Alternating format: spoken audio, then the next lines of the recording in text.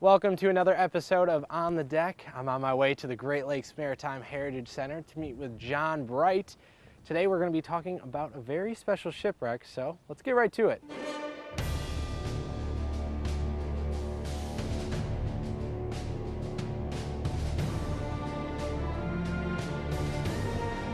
The E.B. Allen first set sail in 1864 from Ogdensburg, New York.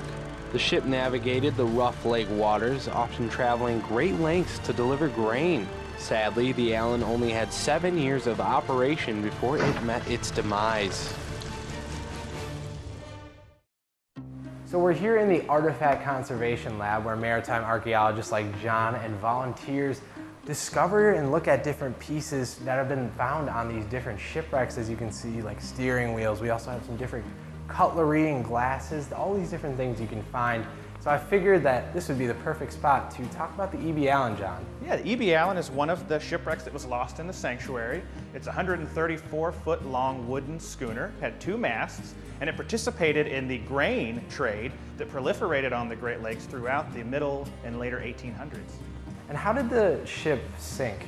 So the E.B. Allen, like many of the vessels that traveled along the waters of Lake Huron, was lost in a collision. It was in I think it was 1874. It was traveling with a load of grain past, Thunder Bay Island, and it collided with another vessel.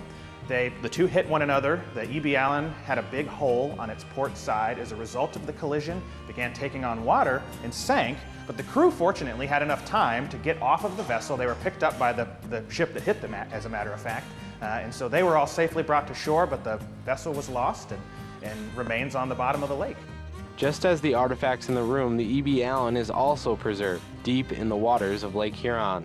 But what causes this shipwreck and others like it to stay in such pristine conditions? I've seen shipwrecks all around the world, and lots of them in the ocean and in different environments where, biological growth and things like that will cover and obscure details of what you're there to investigate. So what struck me about the E.B. Allen being preserved in cold freshwater is that it's very easy to examine. You can see the wood, you can see the fasteners, how the ship is put together, where in a lot of other places around the world you can't see these historic shipwrecks in that level of detail. And so it's really like an underwater lesson in wooden ship construction in the 1800s. You can see the deck beams, the frames, the planking, the machinery that's still present there, the masts that are there. So it's a really impressive sight because you can learn a lot just from just focusing on how it was built.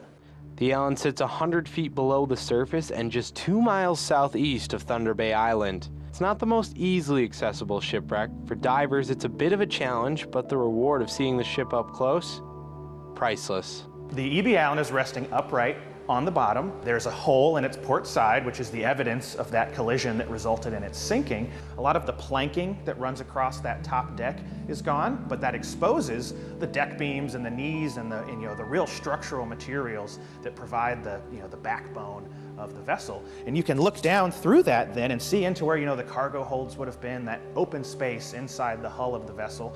And then swimming towards the stern, it's large enough of a vessel that if you were to swim down inside of it, you could be underneath that deck level, around the sides of the ship around you, moving through that cargo hold, and then back up and out.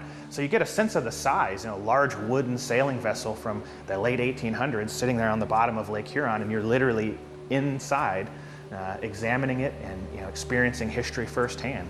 The E.B. Allen is just one of many treasures below the surface in the Thunder Bay National Marine Sanctuary. The ship lived a short life, but now acts as an example of the harsh conditions of Lake Huron. We hope you'll join us next week for another evening on the deck.